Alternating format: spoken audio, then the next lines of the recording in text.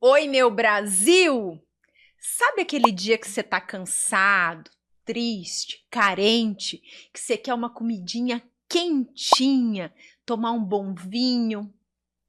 Ou aquele dia que você tá feliz demais e você quer fazer um churrasco com os amigos para comemorar?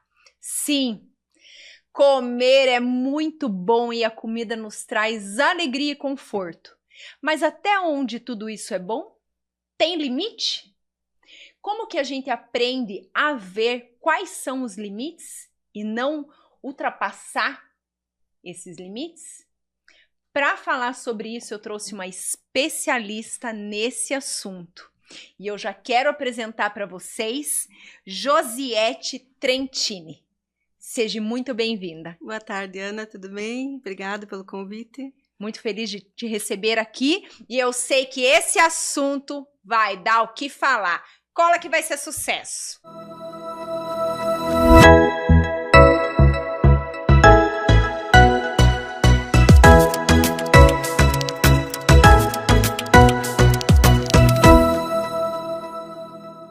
Gente, vocês vão entender do que eu tô falando e eu vou falar para vocês um pouquinho de quem é a Josiette. Psicóloga, hipnoterapeuta, me enrolei aqui, mentora do programa de emagrecimento Pense Magro, formada em terapia cognitivo-comportamental, psicologia intercultural, e isso é uma coisa muito legal que eu sei que vocês vão gostar. Ela é membro do Diretório Internacional de Profissionais Interculturais, especialista em terapia familiar sistêmica e neuropsicologia. E hoje a gente vai falar sobre comer. Que bom! Com cuidados, sempre bom. Com certeza. Mas antes da gente começar, eu quero que você conte um pouquinho de você. Quem é você? Por que você escolheu a psicologia? Se aprofundar aí nessa área da obesidade, né? Que caminhos te trouxeram até aqui? Então, eu me formei em psicologia já há 19 anos, né? E trabalhei na enfermagem antes disso, e foi da enfermagem que surgiu o gosto pela psicologia, né? Durante os atendimentos, trabalhava em empresa, enfermagem do trabalho. E durante os atendimentos eu percebia que essas pessoas vinham buscar um conforto em palavras e não só em dores, né? E aí foi quando eu fui, né, tentar ali, depois de muitos anos, né, que eu dava aula antes, e fui tentar fazer o vestibular e passei. Esse agora é a hora, né? Aí foram 5 anos, assim, de muita dedicação, né? E já no último ano da minha faculdade, eu já comecei a fazer a primeira pós-graduação, que eu fiz neuropsicologia, né?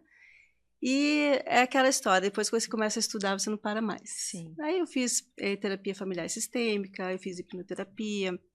Quando eu me formei, eu comecei a trabalhar na hemodiálise, né? Foi 1 ano trabalhando com pacientes de hemodiálise. Continuei estudando. Em 2011, eu fui chamada, já formada, né? Já tinha meu consultório, trabalhava num hospital, e eu fui chamada para compor a equipe da bariátrica. E trabalhei poucos meses ali, porque eu entendi que eu queria fazer parte do antes do tratamento, né? Da prevenção da obesidade, e não do tratamento da obesidade, que seria, né, a bariátrica ou qualquer outra coisa. E aí eu comecei a estudar sobre isso, né? Descobri os livros da Judith Beck, que ela tem os livros do Pense Magro, né? E foi quando eu comecei a fazer grupos de mulheres no meu consultório, e deu muito resultado.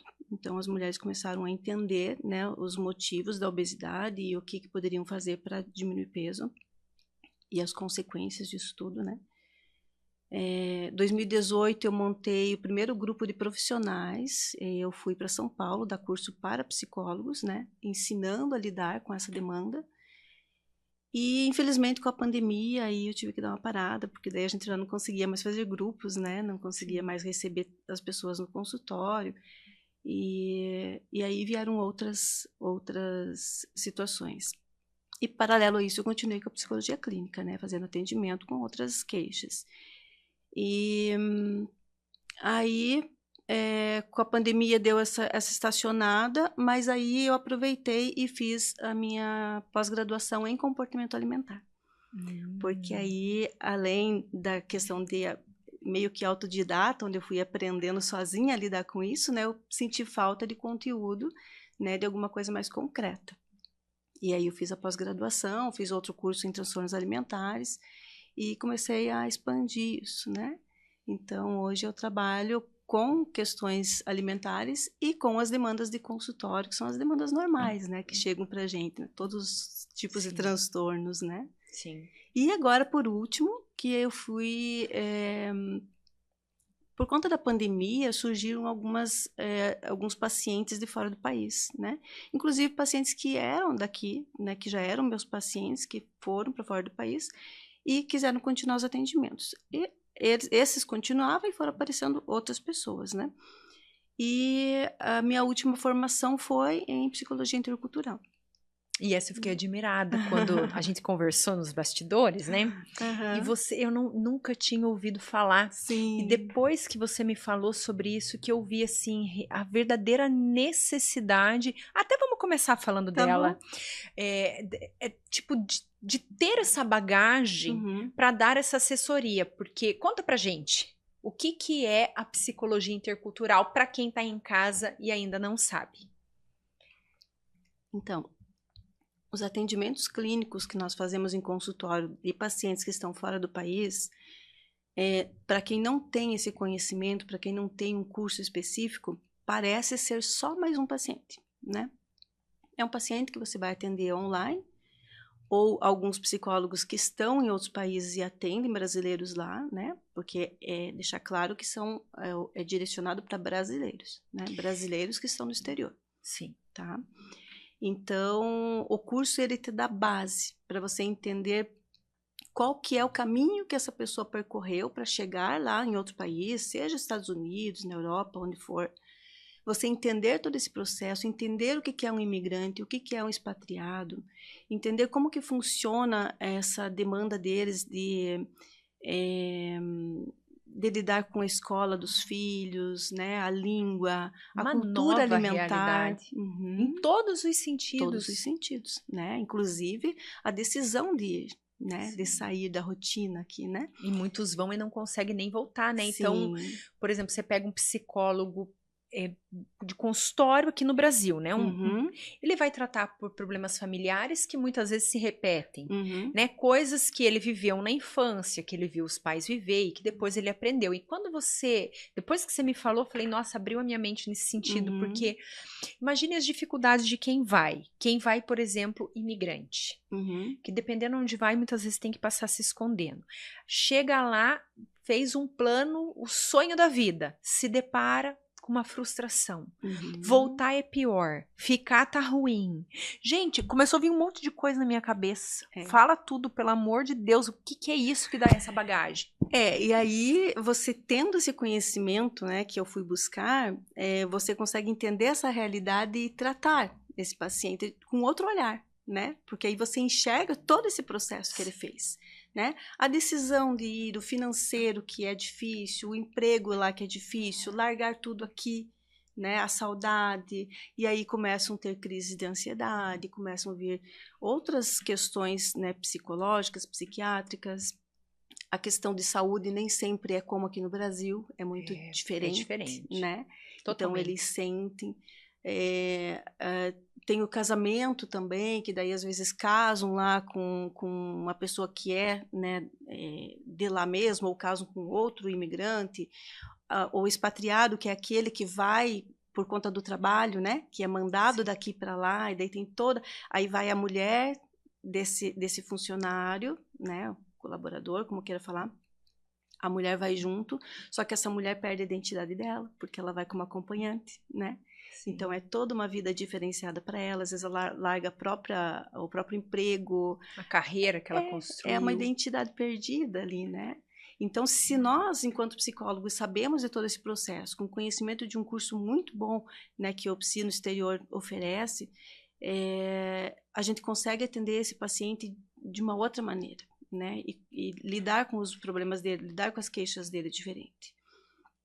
Então, aí eu tive essa oportunidade de, em maio, elas fizeram um encontro de psicólogos interculturais, né? E eu tinha um mês para decidir, então foi assim uma correria, mas eu fui, sabe? Então foi muito bom, foram várias psicólogas, e lá de várias regiões, né? Do Brasil, aqui nós estávamos em 3, se eu não me engano. Eu daqui do Paraná, tinha 2 do Rio de Janeiro, uma de São Paulo, uma do Rio, não tenho certeza.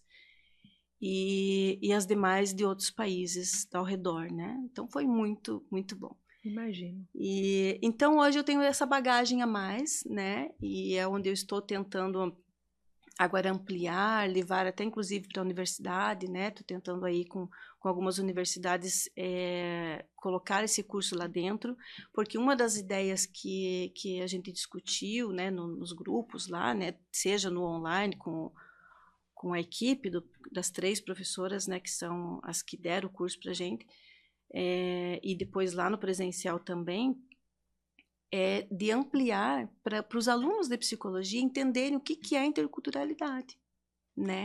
Então, quer dizer, você chega lá com uma cultura brasileira, onde você tem, trazendo um pouquinho para minha área, né? Aqui uma cultura alimentar, né? Você tem uma quantidade mais ou menos de alimento que você está acostumado a comer, os tipos de alimentos que já vêm desde a tua infância, né? Por isso que é cultural. Aí você chega lá, é tudo diferente. Então, essa mistura de culturas, porque os países eles têm várias culturas envolvidas ali, né? Desde a mistura da sua cultura com a cultura, vamos dizer, dos Estados Unidos, quanto dentro do próprio país, várias outras pessoas que você encontra ali de outras nacionalidades, né? Então, por isso que a gente fala do intercultural.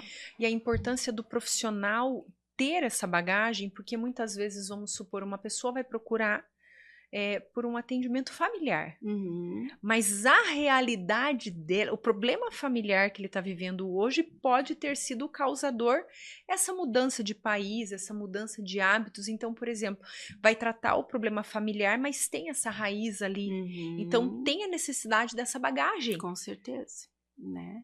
E muitas outras coisas, assim, que nós precisamos entender que, por exemplo, não se atende criança no online, né? Então, se você tiver que fazer um atendimento, você tem que estar com os pais presentes. Aqui no Brasil também é a mesma coisa, a gente não atende criança sem ter os pais ali, né? Mas por questão ética, né? Mas é proibido. Você tem que saber qual plataforma você usa para fazer esse atendimento, por questão de sigilo. Então, além da parte prática do atendimento clínico, você tem que ter essa parte, vamos dizer, jurídica, legal também. Você tem que entender, né? Porque não é somente vou atender online. Então, você está atendendo um outro país, pessoas de outro país, mas que são brasileiros, né?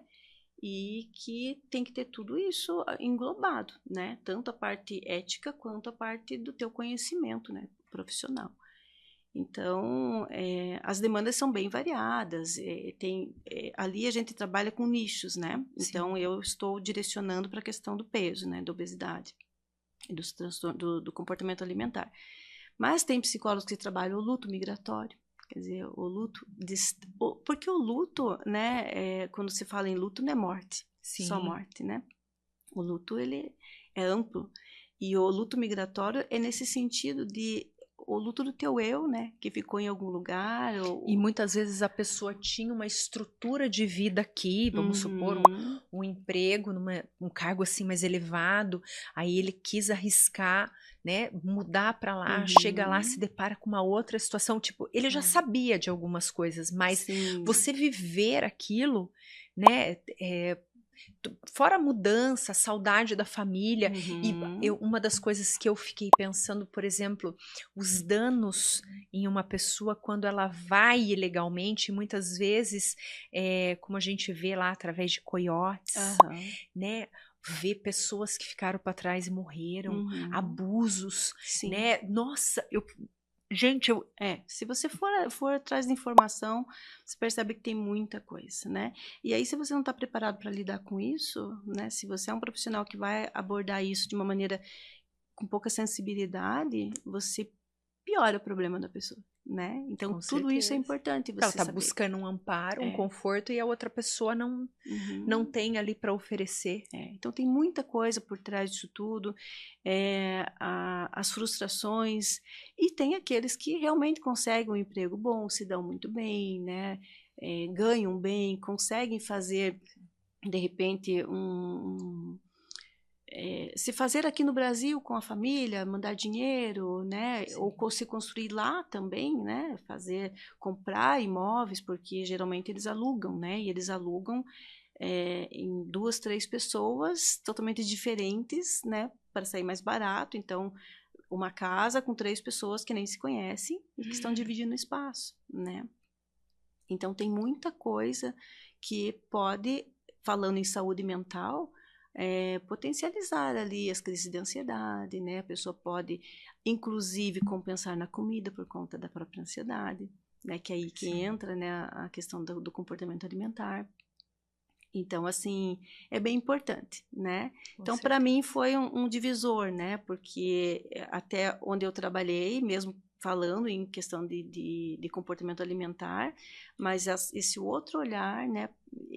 Ainda com brasileiros, mas lá do outro lado do mundo, né? Sim, é um problema que fora da nossa vida cotidiana, assim, né? É diferente lá você ter um problema, casal, filhos, tipo, são novas dores, novos traumas. E porque para sair daqui, a expectativa já é grande, né? Sim. Só que às vezes a frustração é maior ainda. E aí vem aquilo que você falou, nem sempre se pode voltar, né? Então vai ter que trabalhar com isso aí, é o luto do próprio sonho às vezes, sim, né? E mas ainda bem que hoje que tem os que dão certo. Exatamente, tem esse conhecimento para você ajudar. Então, às vezes, quem tá lá, quem foi, tá se deparando com problemas, tem solução. Pessoas que estão preparadas para ajudar. Sim. Muito bom, muito bom isso. Exatamente. E agora falando sobre o comportamento alimentar. A pessoa chegou lá, um hábito totalmente diferente, horários totalmente diferentes, comida totalmente diferente. Sim. E nós se satisfazemos ao comer, né? Então, como eu falei ali no começo, é na alegria, na tristeza, em todos os momentos, né? Agora, falando de comportamento alimentar. A pessoa saiu daqui com com os hábitos daqui, os nossos horários, as nossas comidas, foi para lá, nós se satisfazemos com a comida, com essa questão de reunir ou para comer ali sozinho, mas ela chegou ali, são novos costumes, novos alimentos e muitas vezes já não tem com quem dividir aquela dor. Como que ela vai acabar compensando na comida? Como que ela pode começar assim contornando para que esse comportamento não vive esse novo comportamento ali, essa nova situação não traga uma compulsão? Como você falou, comida é prazer. Né? Muito. É prazeroso. Dificilmente existe um encontro de pessoas que não tenha algo para comer, né? Nem que seja um chocolatinho. Sim. Né? Então a comida ela está muito ligada a essa coisa de festas, de alegria, como você disse, e o brasileiro ele tem muito disso. Talvez em outros países não seja tanto, né?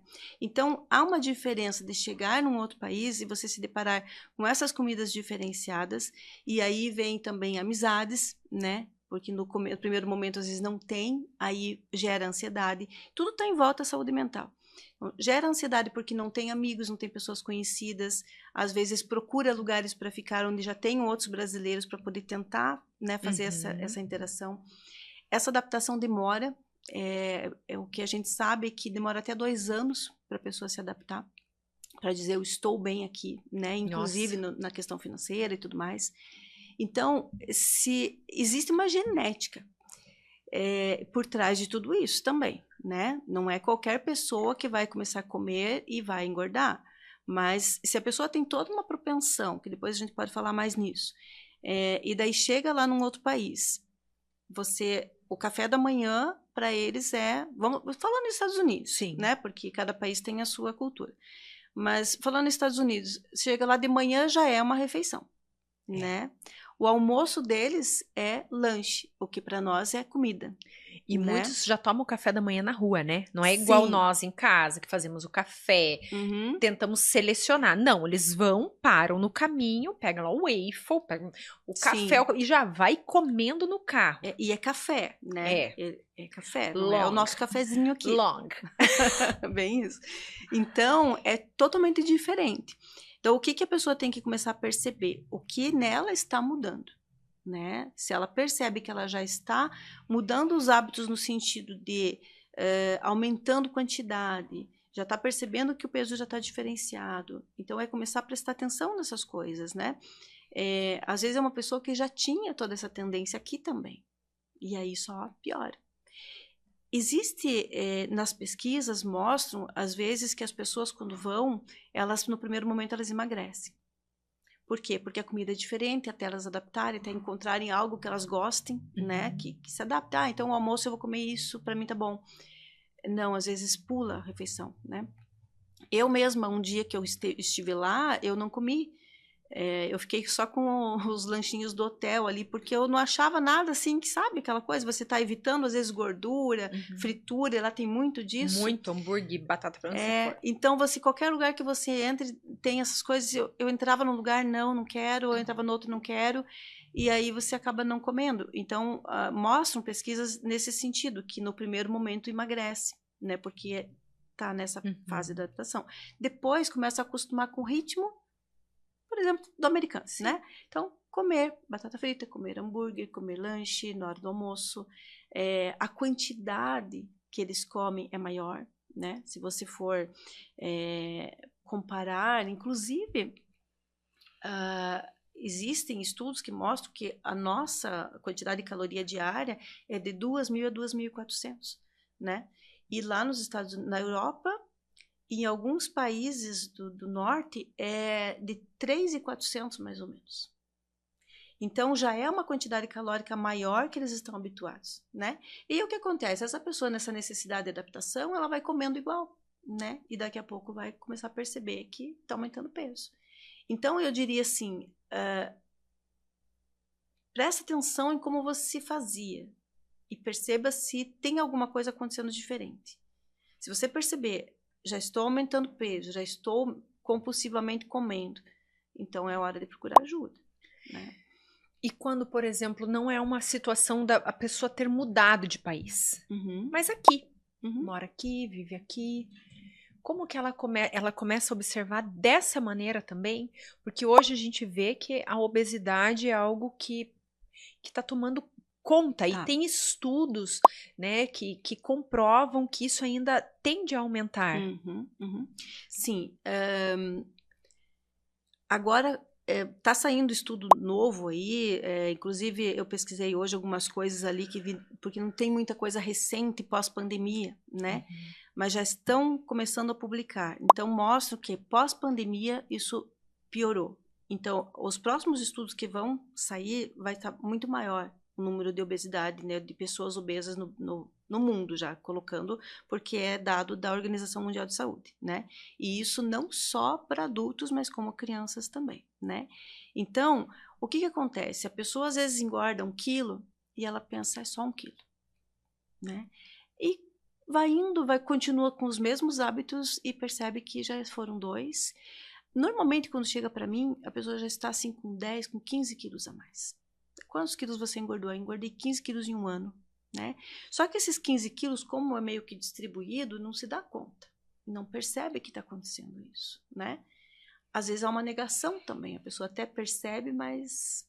não, uma fase. Na minha família tem, daqui a pouco eu perco, exatamente. Só que assim, engordar 1 quilo, 5 quilos, 10 quilos é muito fácil, né? Mas perder, sim, eliminar, não é. Você falou agora sobre essa questão do tempo. Eu lembro que eu li uma vez que falava assim, se você teve um ganho de peso muito alto nos últimos, eu não vou me lembrar, mas vamos colocar ali nos últimos 5 anos. Aí você pensa, o que que é um número muito grande? Eu lembro que era um número muito pequeno. Tipo assim, se você engordou 3 quilos nos últimos 5 anos, atenção, eu fiquei pensando, what? Uhum, Como assim? Porque eu lembro que era um espaço longo até e um uhum, número de quilos, assim, baixíssimo. uhum. Eu falei, meu Deus, como assim? Que já era um sinal de alerta. Falei, socorro, Deus. E para quem ganha isso, às vezes, no mês, num semestre, né? Uhum, Então, assim, e quando você fala sobre a obesidade, sobre esse mal nos dias de hoje, uhum, vamos colocar que não é só sobre estética. E muitas pessoas falam, eu não ligo, né? Eu uhum, me aceito. E muitas uhum, vezes não é só sobre se aceitar, né? Ou, por exemplo, eu engordei tantos, mas já fazem 1 ano, 5. Tipo, uhum, não focando nos números em si. uhum, uhum.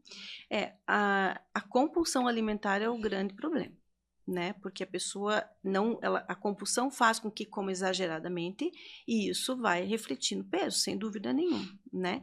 Então, às vezes, é nesse sentido, engordei 3 quilos em 1 ano, parece que não é nada. Só que daí soma isso, né? 3 em 1 ano, daqui a pouco a compulsão vai aumentando, a ansiedade aumenta junto, porque é um ciclo vicioso, Sim, né? O estresse faz você comer mais. Você come mais, engorda mais. Engordou mais, estressa também porque sim, percebeu que engordou. E aí vira um ciclo vicioso. sim. E cada vez aumenta mais, né? É, existe muito aquela questão, assim, de que as pessoas mesmo se identificam dessa forma, né? Eu sou um gordinho feliz. Na Uhum. verdade, o que a gente fala em consultório é você tem que se aceitar. Se Sim. aceitar como está hoje. Isso não significa que você não tem que fazer nada para emagrecer. É muito diferente, né? Vendo que é uma questão de saúde. Exatamente. A consequência disso é que vai aparecer lá na frente. Às vezes hoje, né, eu já peguei pacientes assim que falaram assim, mas os meus exames estão todos normais. Hoje, né? Daqui 5 anos, como é que vai estar? Sim. Então, aceitar, se aceitar, continuar brincando, continuar saindo, fazendo as atividades, trabalhando, não deprimindo por conta disso é importante. Então, a aceitação de como eu estou, mas é muito diferente de não fazer nada para voltar ao que você era, né? E isso vai incluir uma reeducação alimentar, vai incluir atividade física, vai incluir tratamento médico, né? Colocando do ladinho aqui a bariátrica, porque daí a bariátrica é o extremo numa Uhum. necessidade onde você está em jogo a vida, Sim. né? Porque aí é uma outra conversa, né? Agora, reconheci ou não reconheci, porque eu entendo que muitas vezes a gente não reconhece, né, Uhum, essa questão da compulsão. uhum, Mas eu vi um vídeo que você colocou, de uma pessoa fazendo uma comparação com o alcoolismo. uhum, E ali deu para entender o quão difícil é para uma pessoa que tem a compulsão alimentar. uhum, uhum, Existem sintomas do, por exemplo, assim, eu preciso comer, comer, comer, e eu como e aquilo me trouxe uma satisfação, um alívio, ou depois uhum. que eu comi, eu choro. Existem sintomas que podem ser, assim, de certa maneira, repetitivo quando existe a compulsão em si? Eu não diria sintomas, existem comportamentos, Tá, né? Algumas patologias associadas, que seria a ansiedade e a depressão, né? Inclusive até a bipolaridade em alguns casos, né? Elas podem estar juntos ali, as comorbidades, né? Mas sintomas de compulsão, não diria. Existem comportamentos tá. compulsivos, né? Aquele comer exageradamente, que ela percebe que sente que está mais do que saciada, Passou mas do limite. passou e continua comendo, né? Então essa é a compulsão. Aí a gente pode desviar aí para bulimia, por exemplo, né? Existe esse paralelo aí. Uma Tá, pessoa compulsiva pode ter a bulimia também. Ela come, come, come, come, e depois provoca vômito, né? sim. Então são duas patologias associadas. Anorexia é outra coisa. Mas a primeira coisa é essa percepção de que eu não sei comer né? Eu sei lá, eu tenho lá um pacote de bolacha, eu não consigo comer 3 bolachinhas. Eu tenho que comer o pacote inteiro. E aí as pessoas dizem, mas eu não percebi quando eu vi já tinha comido, né? Só que não é assim. Eu sempre Hum, falo, para você comer, você tem que primeiro comprar. né? É uma das orientações que eu dou para os pacientes. Você come aquilo que você tem em casa, e para você ter em casa, alguém comprou. Inclusive para criança, né? Por que as crianças estão aumentando? O estudo está falando aqui que quadriplicou o número de crianças com obesidade. Então, imagine quantas crianças estão caminhando para isso, né? Então, por quê? Porque o alimento está em casa. A criança não vai no mercado comprar. Ele vem. E o adulto é a mesma coisa, né? Por que eu estou comendo bolacha? Porque eu fui no mercado e comprei. Então, a diferença da compulsão é assim, eu consigo pegar um pacote de bolacha e comer 3 bolachinhas e tá bom, eu guardo lá e nem lembro que ela existe. Ou, por exemplo, pessoas que ganham chocolate na Páscoa e chegou a outra Páscoa, o chocolate está lá. Nossa, eu já tinha do ano passado. O compulsivo não consegue. Né? Ele come, enquanto ele não vê o fim, ele não para. E aí ele come o salgado, daí ele vai pro doce, daí ele volta no salgado, daí ele abre a geladeira. Daí ele sempre em grandes quantidades, grandes quantidades, né? Ou quantidades que deem a sensação de que está realmente cheio, né? Não é nem saciado, porque a saciedade já aconteceu. Já ficou lá atrás, né? E como que eu dou esse primeiro passo para buscar ajuda? Porque todas as pessoas que estão nesse estágio da obesidade, elas precisam de ajuda? Sim, sim. Por que precisa de ajuda? Porque quando chega nesse nível, né, a ponto de se caracterizar como um obeso, ela já passou um caminho longo aí, né? Então, dificilmente ela vai conseguir regredir sozinha. Ela vai ter que ter ajuda, seja de um médico, de um psicólogo, de um psiquiatra para ajudar com medicação, os endocrinologistas, nutrólogos e até o educador físico, né? Se é assim que fala, né? Porque você vai ter que fazer a coisa certa para você começar a perder peso, porque o errado você já fez. Já fez até aqui tudo errado, né? E mesmo assim, nesse caminho, muita gente falou para você, né? Olha, está aumentando peso. Sim. Os pais às vezes falam, os amigos falam, né? A pessoa sabe. Ela tá percebendo. Ela pode não aceitar, não querer, mas lá no fundo a gente sabe. Ela sabe, né? Nós, quando aumentamos 1, 2 quilos, a gente sabe. E sabe onde que erra. Exatamente. Né? Muitas vezes, dentro do programa de emagrecimento, quando eu aplicava, antes da pandemia, as pessoas diziam assim, mas como que eu não perdi? Eu fiz tudo certo. Né? Durante a semana eu fiz tudo certinho. E eu dizia assim, pense melhor. Alguma coisa você fez de diferente. Ah, foi aquela pizza, então eu comi. Claro que aquela pizza não vai aumentar 2 quilos, né, na semana. Mas já é alguma coisa que hoje é uma pizza, amanhã é um docinho, depois da manhã é alguma outra coisa, um lanche, né? Então, a compulsão começa por aí. E ela vai precisar de ajuda. Então, a primeira coisa é identificar como eu estou comendo, né? Identificar o que é fome e o que é saciedade. Eu estou comendo porque estou com fome, né? Ou estou comendo porque eu estou ansiosa. Mas chega um momento que a pessoa já não sabe mais o que é o quê? Vamos supor assim, depois de um determinado período? Porque, por exemplo, eu comer agora, ficar estufada, saber que eu exagerei é uma coisa. Depois de muito tempo isso se repetindo, chega um momento que eu nem sabe mais o que é estar. Pode que não, porque daí não tem mais essa preocupação, né? É diferente de quem está cuidando do corpo, que vai comer e às vezes já tem isso na mente e começa a perceber, né? Quem está às vezes numa condição de obesidade e não, por mais que esteja preocupado de alguma forma, mas sabe que o caminho é muito longo, às vezes não se dá conta, né? Não presta atenção mais no corpo, né? Nós temos 2 hormônios bem importantes aí, que é a leptina e a grelina.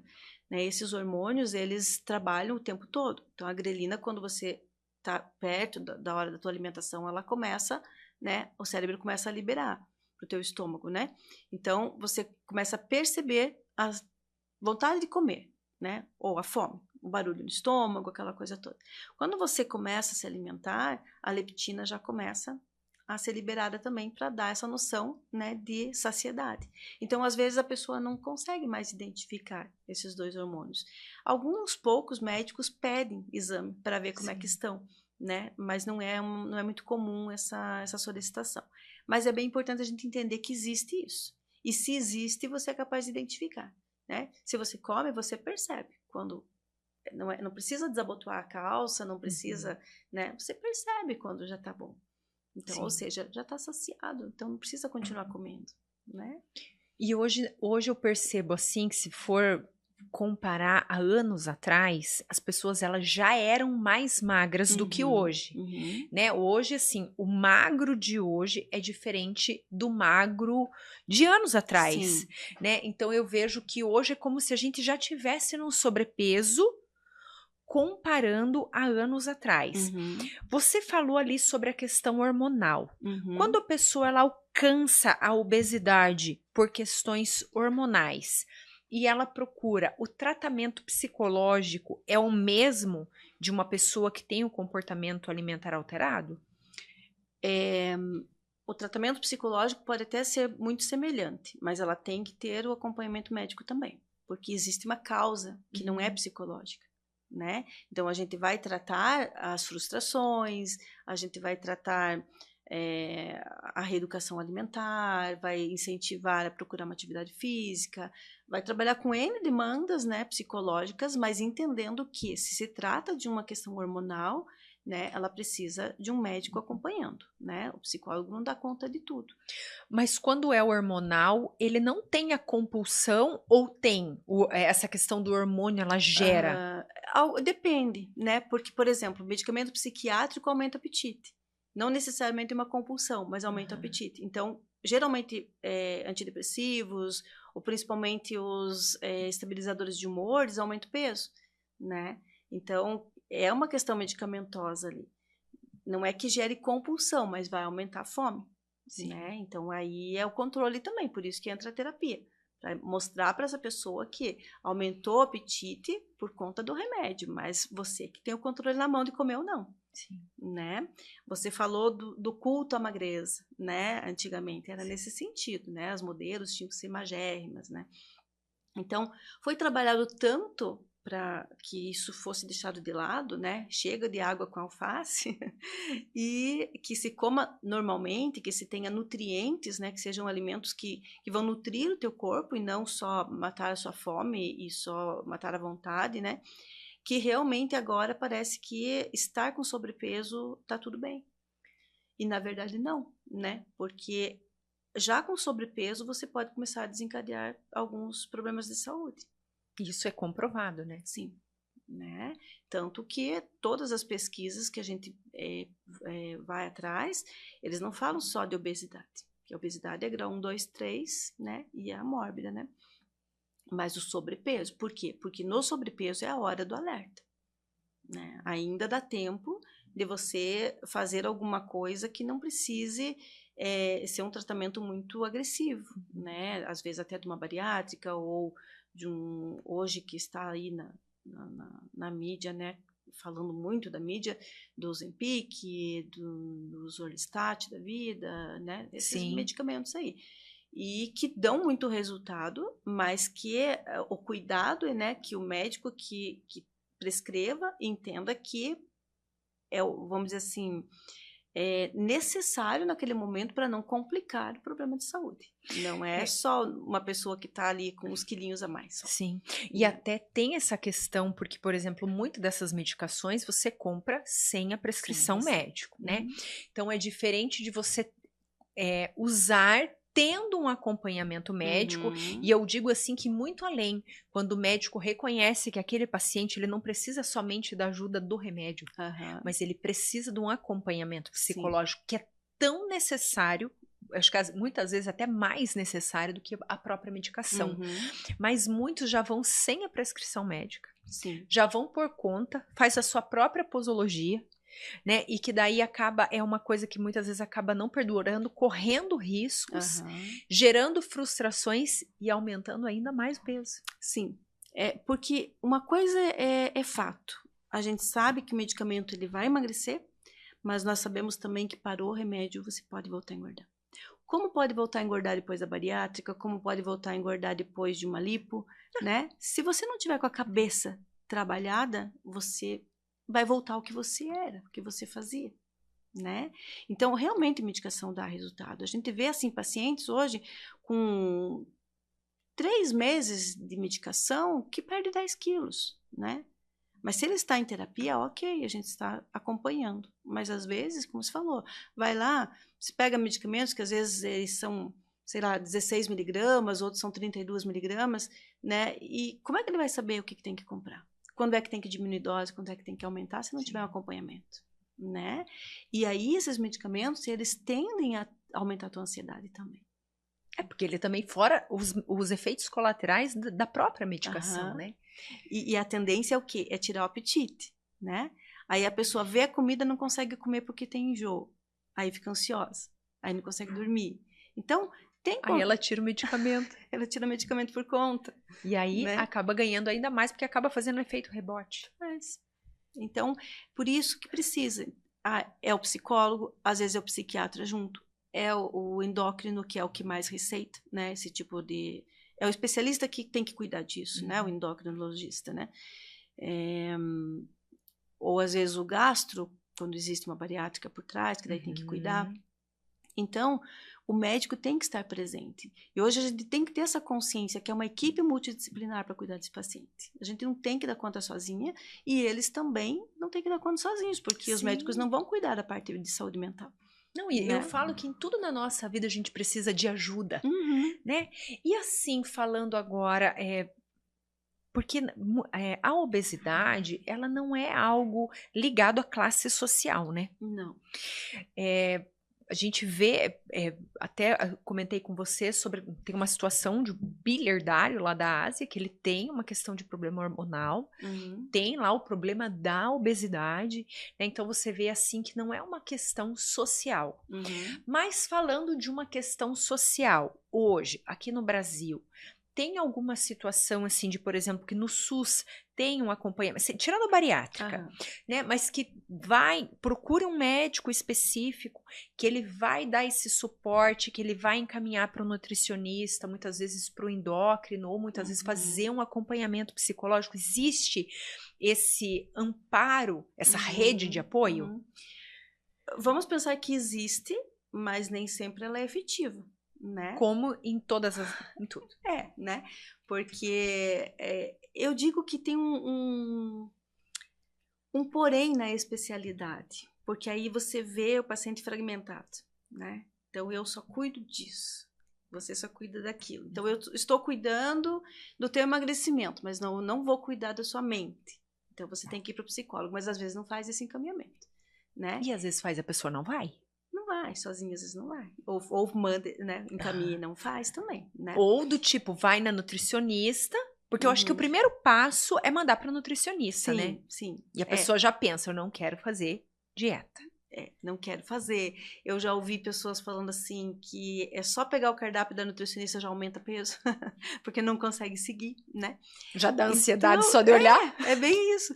Então, assim, existe uma rede pública que oferece especialidade. Agora, até quanto isso funciona dessa forma que a gente gostaria que funcionasse, nem sempre, né?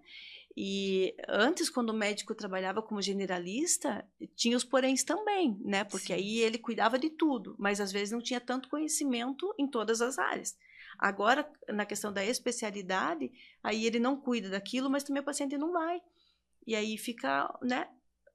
Não equilibra. A batata quente jogando de uma mão para outra.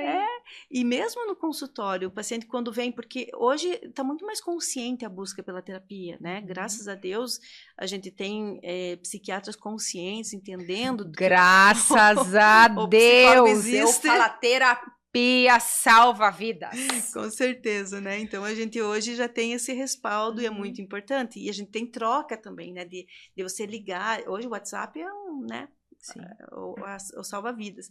Então, eu converso muito com psiquiatras, né, de mandar mensagens ali, quando não eu tenho um psiquiatra no meu consultório, mas às vezes eles consultam com psiquiatras de fora da cidade, né? Então, eu troco muita mensagem, porque a gente precisa também. E nós vemos o paciente todas as semanas. E o psiquiatra vai ver uma vez por mês, cada 2 meses, então tem que ter essa troca. Então, é bem importante isso, né? Ter esse respaldo, ter uma equipe cuidando desse paciente, mas o paciente também tem que entender, porque o que eu estava falando, às vezes ele vem para mim, e daí eu digo, olha, seria interessante você consultar com um psiquiatra, mas é uma resistência, às vezes, do próprio paciente, né? Mas na grande maioria, se você conscientiza, você faz a psicoeducação, você mostra ali a necessidade, eles vão, né?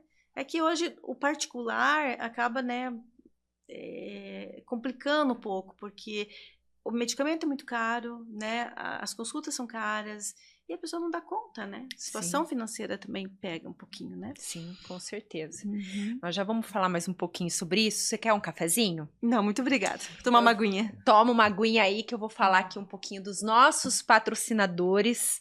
Nosso estúdio maravilhoso, que eu encho a boca para falar, DigiCast. Gente, quem não conhece, precisa vir conhecer. Eu não canso de falar. Estou aqui, né, meu estúdio lindo, maravilhoso, que vocês estão vendo, com essa qualidade de som e imagem, e fora o que tem aqui atrás, que vocês nem veem, tá? Tem outro formato de estúdio, tem toda uma equipe por trás, que ela pode personalizar o teu projeto. Aí você vai falar assim, Ana, mas eu não tenho um projeto, mas você tem uma ideia. Traz a tua ideia para cá, que eu tenho certeza que eles vão te ajudar. Seja videoaulas, podcast, elaborar um conteúdo diferente para o teu negócio. Eu vou te falar que muitas vezes você fazer um conteúdo num estúdio com o pessoal te orientando, gente, faz total diferença. E às vezes você tá aí, meu filho, dando murro em ponta de faca. Eu tô aqui dando a dica para vocês que é boa. Já falei, corre para cá. E além de tudo isso, eles fazem tudo personalizado. Com a tua cara, não é algo engessado. Vão pegar você, a tua essência, a tua ideia e vão fazer, olha, gente, fazer você voar. E tem mais, junto aqui com o estúdio, tem a DigiWin, que é a nossa agência de marketing. Gente, o marketing com pessoas qualificadas, com uma equipe qualificada, faz total diferença.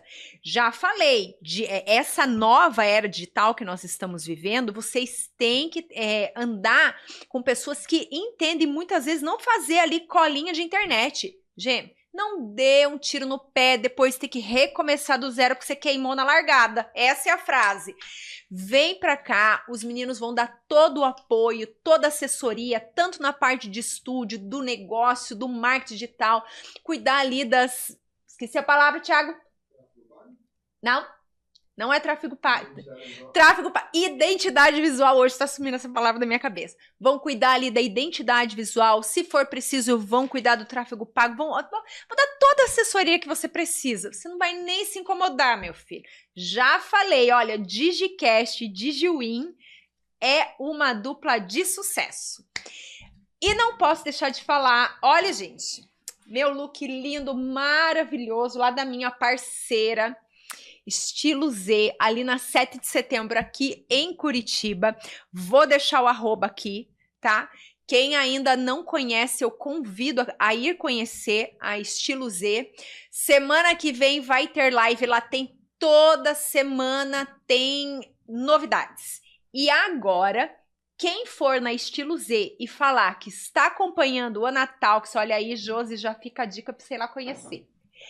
Vamos lá. Tem descontos especiais para quem está aqui acompanhando o Anatalks. Então, gente, já falei, vai lá conhecer. Olha, roupas de qualidade para todos os gostos e todos os bolsos, e toda semana tem novidade, vocês vão amar. Sai ali da Estilo Z e já vai ali no meu amigo Rude do Salão Carlos, que é na frente. Gente, é um centrinho comercial, uma quadra ali do ladinho do Shopping Curitiba, só para você entender onde é. Então ali tem estacionamento, tem um cafezinho, é tudo perfeito. Vai lá no Rude, ele vai cuidar de você, dos seus cabelos, das suas unhas, ele tem uma equipe ali sensacional. Eu tenho certeza que vocês vão amar. E lá no Salão Carlos do Rude também tem descontos especiais para quem está aqui acompanhando o Anatalks. Já falei para vocês que quem anda comigo se dá bem. Cola aí. Voltando aqui ao nosso assunto, que é uma realidade e é tão difícil, né? Difícil. É difícil para quem está vivendo uma situação assim. E eu te pergunto, o que acontece na vida da pessoa, ou quando ela realmente entende que ela precisa de ajuda? Porque muitas vezes ela tá ali no interior, ela sabe, porque eu acredito que deva ter muitas lágrimas escondidas, né? Mas quando ela realmente entende, tem que acontecer algo para ela dar esse passo, falar, não, vou ter que ir para nutricionista, ou não, vou ter que procurar uma psicóloga. E também eu vejo que muitas acabam não fazendo isso e já vão para meios mais drásticos, né? Mas como que é essa virada de chave? A minha experiência me traz a informação de que precisa de alguém para mostrar isso. Então, normalmente é a família que começa a mostrar, né? E isso vai, como você falou, as lágrimas, né? Isso vai frustrando, vai entristecendo, e aí que... Porque ela começa a ouvir algo que ela não quer, que ela sabe, mas ela não quer. E a realidade social, né? Então, você vai num cinema, você não consegue sentar na poltrona, você vai pegar um avião, você não consegue sentar, você vai passar uma roleta de ônibus, você não consegue, né? O bullying tá aí também. E o extremo é quando a tua saúde já está comprometida. Então, quando o médico diz para você, se você não emagrecer, você vai morrer. Né? Nossa. Então, isso faz com que a pessoa vá buscar ajuda, né? Algumas pessoas têm essa consciência muito antes de chegar nesse ponto, obviamente. Né? Então, assim, quando começa a perceber que a roupa não tá entrando... Eu ia perguntar, né? a gente, não sei se é só as mulheres, eu acredito que o homem também, a gente tem essa questão ali que um dia que você vai colocar a roupa, puxa vida, o botão não fechou, não subiu como deveria. Isso já é um alerta, não pensando numa compulsão, mas no autocuidado. Sim, sim. Tem que ficar atento, porque assim, nem tudo é peso, né? Às vezes você tá fazendo retenção líquida, a mulher tem as fases, né, hormonais aí. Sim. A gente que é mulher, a gente sofre com os hormônios. Com certeza! O homem também tem, né? Mas os nossos hormônios, os hormônios femininos, eles têm muito mais a ver com a questão do peso. E aí a gente faz retenção líquida na fase menstrual. A mulher, após a menopausa, ela aumenta peso. Por quê? Porque o metabolismo já está mais lento. Né? Então, você faz a mesma coisa que você fazia antes, que você perdia lá 1 quilo em um mês, você não perde mais. Sim. Porque não vai. Né? E aí que entra, né, que as pessoas vão buscar ajuda mais criteriosa, né, lá com seus 50 e poucos anos. Por quê? Porque tá vendo que não tá dando conta. Então, tem que ficar atento, porque o hipotiroidismo aumenta peso. Ele não pode ser considerado vilão a partir do que ele tá tratando, né? Se você começou a tratar... Não vai jogar a culpa no hipotireoidismo, porque não é, né? Mas tem o hipotireoidismo. Nós falamos de medicação, tem os corticoides, que aumentam o peso. Tem problemas ginecológicos ali, relacionados ao hormônio, ovário policístico, essas coisas que também aumentam o peso, né? Então, tem muita coisinha, por isso que às vezes você entra numa calça hoje e amanhã você não vai entrar, porque alguma coisa por fora tá... Não é... O peso, ele não é assim, ó, fui numa pizzaria hoje e amanhã aumentei 2 quilos. Isso aí é uma coisa que vai aumentando devagarinho, né? Eu aumentei 2 quilos, acho que foi aquela viagem. Sim, se você for viajar e comer descontroladamente, você vai voltar. Só que viagem, férias, aí em um mês que você volta para tua rotina, você perde. É um momento, né? E você também tem que se permitir. Sim. Porque se a gente for restringir tudo, você não faz mais nada, você não come, né? Então, você tem que se permitir. Se quer comer um chocolate, coma, mas coma um pedaço, né? Saiba dosar e respeitar. Pôr um limite e respeitar esse limite. Exatamente. Porque eu falo que o não mais difícil da vida é o que você tem que falar pra si. Não é o que você fala pro outro, ou às vezes o que o outro fala pra gente machuca. Mas o pior é o que nós temos que falar pra nós. E pode ser em várias situações da vida e até mesmo nessa situação. Não, eu não posso e eu não vou. E ser firme no objetivo. Né? Então, esse não tem que ser um não de verdade. E tem uma outra coisa que causa sofrimento, que é a questão de você se sabotar, né? Eu sei que eu não posso, eu sei que eu não devo, tá na minha dieta. Mas eu vou só um pouquinho. Só hoje, né? Só um pedacinho. Amanhã eu começo. E aí, quando você se sabota e depois você vai lá e percebe que você se sabotou hoje, amanhã depois e aumentou o peso, aí vem a culpa. Então, de novo, a gente fala em ciclo repetitivo, né? Autossabotagem, culpa e estresse gera cortisol, aumenta o peso, né? Então, essa questão do peso, ela tá muito... parece que te pega de tudo que é lado. Sim. Né? Qualquer coisa que você faça, aumenta o peso. Mais pega. E eu vejo também que hoje a nossa alimentação, ela tá muito carregada. Então, hoje, nós temos que ter um cuidado ainda maior. Diminuir quantidades. tomar mais água, mudar hábitos mesmo, e Uhum. quem sabe até drasticamente aí com o decorrer, porque a tendência é piorar, né? Existe uma palavra que a gente chama de desnutrição, que parece que desnutrição quer dizer só aquela pessoa que é magra demais, né? Mas o obeso entra nesse aspecto, né? É falado no sentido geral, desnutrição, porque significa o quê? Não é nutrição, né? Não está sendo, aquele alimento não faz parte de algo que vai te nutrir, seja por falta ou seja por excesso. Sim. Então, por isso que eles falam que aumentou o índice de desnutrição, mas pensando no geral, de falta de nutriente. E quando se Né? fala em nutrição, você pensa. Tem até as imagens assim na mente, eu acredito que todos têm, que são aquelas pessoas, né, que realmente estão passando fome, né, vivendo num estado precário, e é verdade, porque a pessoa ela pode estar bem acima do peso e não ter um corpo nutrido. Exatamente. Por quê? Porque hoje você vai no mercado com uma criança, aonde que estão os doces? À altura dela, coloridos, com um presentinho. No caixa, antigamente a gente conseguia fugir do corredor, né? Agora não dá mais. Então, e daí sempre tem ali um chocolatinho que tem um bonequinho, que tem um pirulitinho, que tem um helicópterozinho junto, né? E a criança faz o griteiro e quer, né? E tá ingerindo. A questão das mídias, né? Das telas, vamos dizer assim. A criança fica com um celular ou jogando videogame e do lado tá o quê? Né? O doce, a bolacha recheada. Ela não quer ir para a mesa para almoçar, para jantar, a mãe dá uma bolachinha ali para não ficar sem comer nada, ou prepara um lanche, né, um pão com qualquer Mas você coisa. vê que os hábitos vêm lá do pai e da mãe, né? Comportamentos aprendidos, né? Nós temos a capacidade e o direito e a obrigação de mudar, né? Mas toda pessoa vem de um comportamento aprendido, né? Aquela pessoa que é acostumada a comer sem tomar nada junto, já vem desde a infância. Né? São hábitos. E tanto é que você pega nacionalidades, né? A comida do americano é uma, do italiano é outra, né? Porque tem cultura. Sim. Então, vem desde a infância. Você pega os orientais, os aperitivos é pepino, cenoura. Hábitos. Então, isso que tem que ser mudado, é isso que eles estão fazendo, mostrando nas pesquisas recentes, né, onde a Organização Mundial de Saúde está expondo essa necessidade de mudança, né, de trazer essas informações. Teve uma mudança agora na questão dos rótulos, né, onde tem que aparecer, e é incrível isso, eu tenho observado, você ia comprar uma torrada, ela estava escrito integral. Você comprava torrada porque era integral. Agora não tem uma torrada escrita integral, está escrito lá 43% integral. Ou seja, não existe integral 100%, né?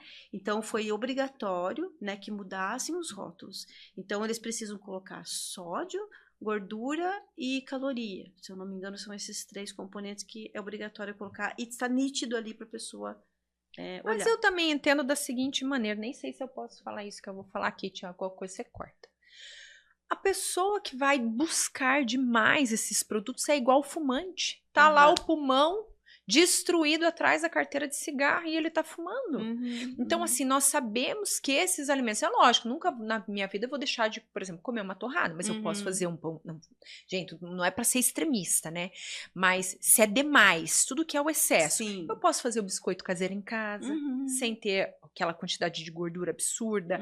Então, assim, não é só a torrada.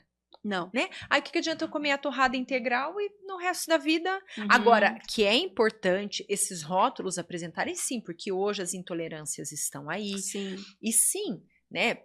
Se você pode escolher entre um alimento melhor, né, mais saudável, mais integral, menos farinha branca, menos açúcar, a gente vai buscar, mas de verdade, não é nesses rótulos aí, né? Ele precisa estar nítido para que depois não aconteça esse tipo de situação de falar, por exemplo, eu tenho intolerância à lactose e eu já vi muitos mercados que colocam lá o queijo sem lactose e do lado o queijo normal. Então, se você não lê, você não sabe o que está pegando, né? Sim. Então, você tem que ler para entender se está pegando a coisa certa. Então, é importante. Mas aí tem o extremo, por exemplo,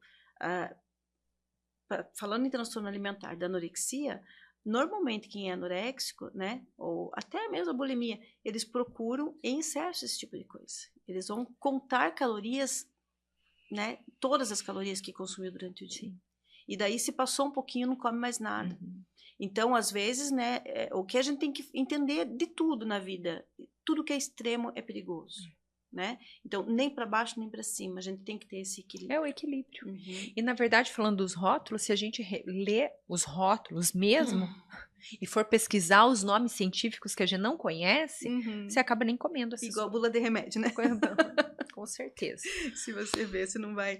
Mas esse cuidado é importante, né? Porque tem alimentação que você precisa ficar de olho, você precisa entender o que você está comendo, né? Você precisa entender o que você está dando para tua criança, né? O que ele precisa. E entendendo, sim, que alimentação saudável é aquela que nutre teu corpo.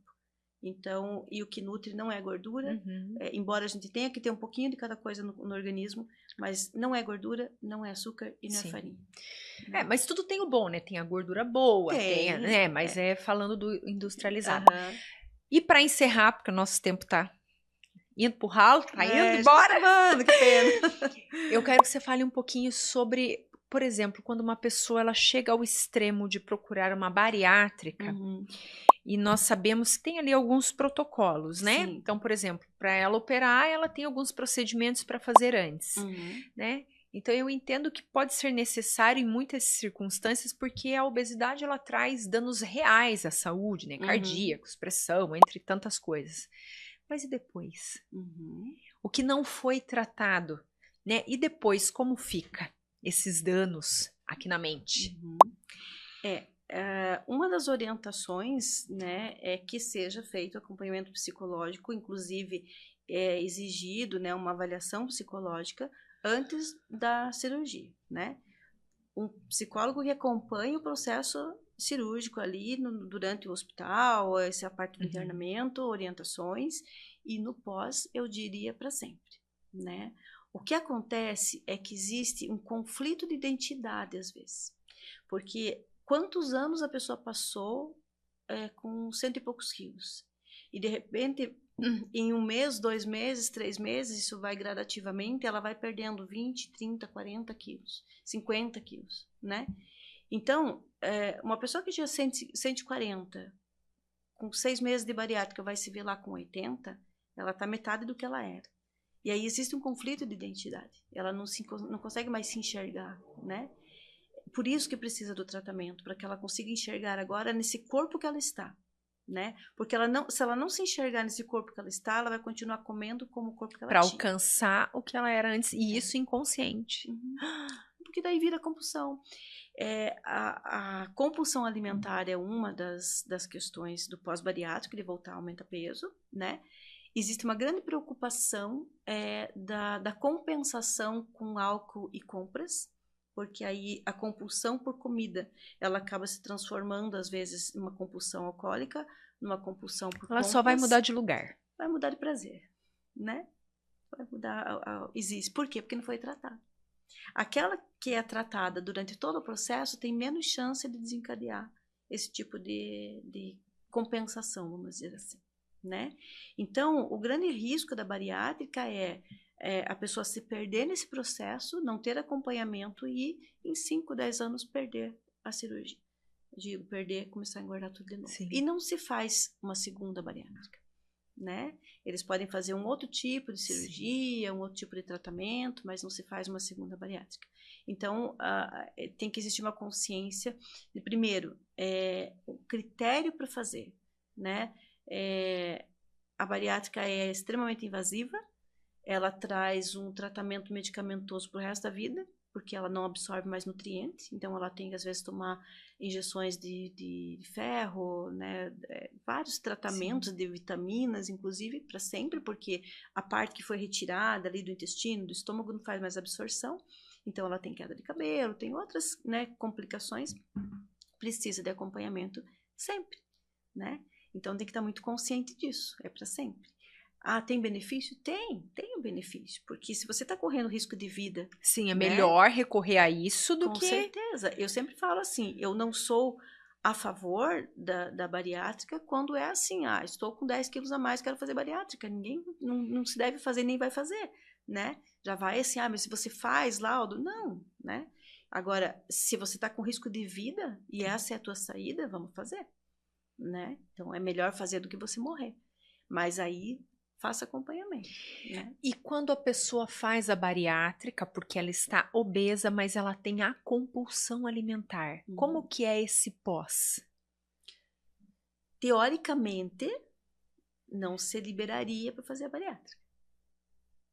A compulsão alimentar seria uma contraindicação, porque sem tratar, né? Sim. Então, o que seria orientado? Trate primeiro a compulsão, depois faz a cirurgia. Mas tem como identificar quando a pessoa ela tem essa compulsão, Existe. já quando chega? Existem testes, né? Existem avaliações psicológicas para quem é da equipe ali, já sabe o que tem que aplicar, né? Eu não faço mais, eu já fiz. Mas existem vários testes específicos para você avaliar se essa pessoa tem compulsão, se tem algum outro tipo de problema, né? E aí liberar ou não. Então, existem sim psicólogos que negam a cirurgia enquanto o paciente não trata, né?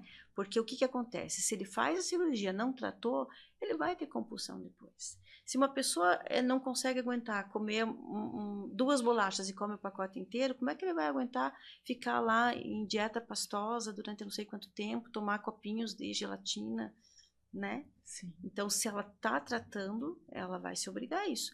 O que acontece, às vezes, é que eles fazem assim mesmo, né? Quando, sei lá, é liberado. E aí, por questão de medo, né? A pessoa, ela acaba segurando ali, né? Mas o risco é muito grande. Sim. Né?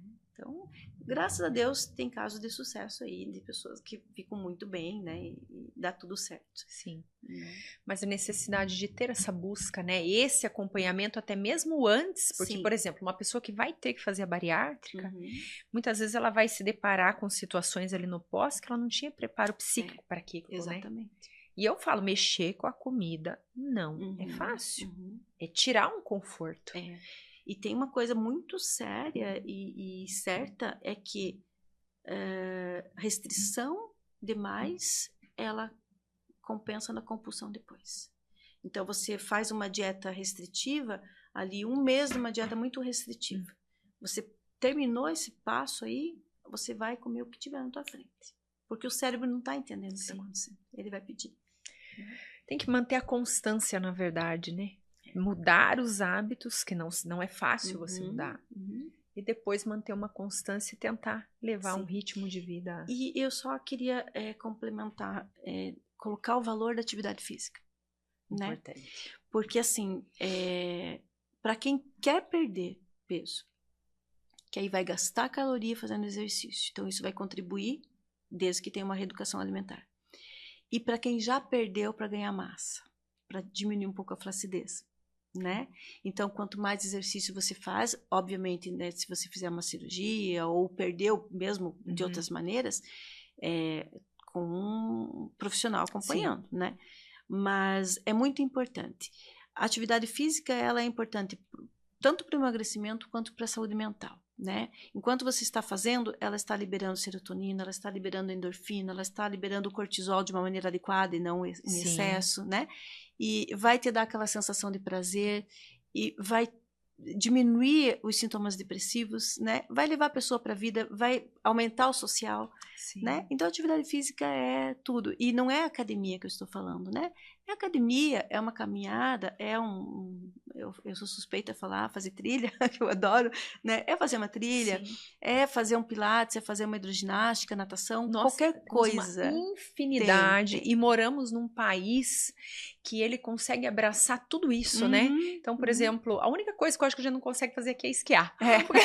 Porque de resto... Ainda tem uns shoppings que fazem ali umas coisas a patinação no gelo. Mas de resto... Então tem campo para isso. Então, quando o paciente fala assim, mas eu não gosto. Você não gosta disso, mas o que pode ser? Né? Vamos achar um caminho. Sim. Né? Então, eu acho que se tiver consciência de entender que engloba tudo, né? Tratamento médico, psicológico, atividade física e reeducação alimentar, a coisa vai se equilibrando, né? Porque aí alguma coisa ali tá errada, você vai centrando e vai dar certo no final. Com certeza.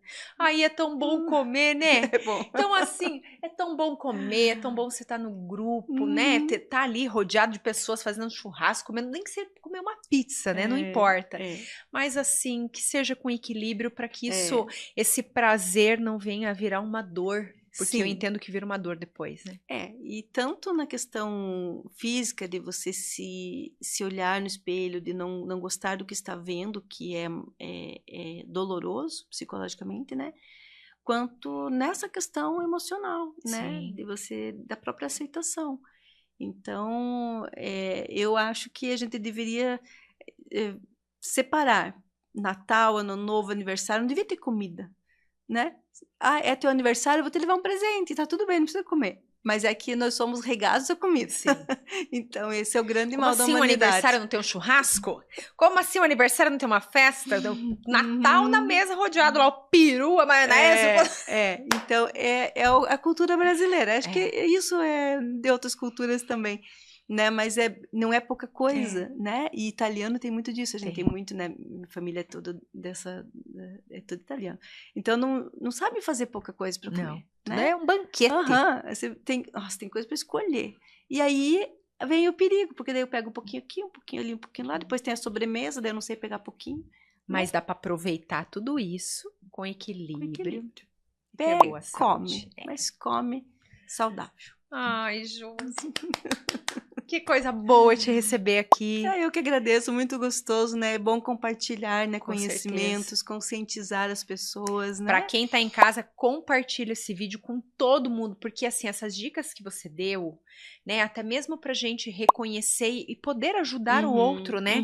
E a família entender que muitas, na verdade, eu acho que a grande maioria das vezes, você ajudar alguém ali cabe a você. Então, para isso você tem que ter conhecimento, bagagem, estrutura psicológica para ajudar o próximo, né? Não só da família, às vezes no trabalho. Começa a identificar ali pequenas coisas que ela tá fazendo e que... E eu diria mais, amor próprio. Com certeza. Né? Se ame. E se amar significa se cuidar, né? Verdade. Que bom estar aqui. Que bom, eu agradeço. Fala um pouquinho das suas redes sociais, das suas lives. Então, né, eu tenho participado de algumas lives aí, inclusive dentro da questão da interculturalidade, né, e levando para esse campo, né, do comportamento alimentar. Depois dá para colocar aí os endereços, porque eu não sei de qual. Então eu tenho meu Instagram pessoal, tenho o Instagram do meu consultório, né, eu tenho consultório próprio lá em Campo Largo. Tenho outras especialidades, a psiquiatria, a neuropsicopedagogia, tenho vários psicólogos trabalhando, cada um com a sua abordagem, com a sua clientela específica, né, de atendimento. E o Facebook, né, que a gente usa hoje menos do que o Instagram. Tem o TikTok também, porque o TikTok também é um outro meio que a gente tem de estar colocando a comunicação, né, a informação para o paciente, né. Então, hoje a gente tem que usar com sabedoria, né, divulgar o teu trabalho no sentido de conscientização, já que você trabalha, falando de mim, né, na área de saúde, e é tão importante isso. E é importantíssimo você levar isso nas redes de todas as maneiras que você puder, porque o bem tem que ser divulgado, o bom tem que ser divulgado. Com certeza. E tem o programa de emagrecimento, né, que agora a ideia é regravar isso para profissionais, né, então os psicólogos, nutricionistas, pessoas da área de saúde que têm interesse. Eu já fiz no presencial, então também, né, para quem tiver interesse de colocar isso em outros estados, né, então eu estou à disposição. E para pacientes também a gente faz o programa de emagrecimento no individual ou em grupos também no consultório, mas daí é lá em Campo Largo, né? Já tive também grupos de pacientes em consultórios aqui em Curitiba, que às vezes algum psicólogo quer fazer grupo, né? E a gente também pode fazer isso sem problema nenhum. Que legal, que coisa.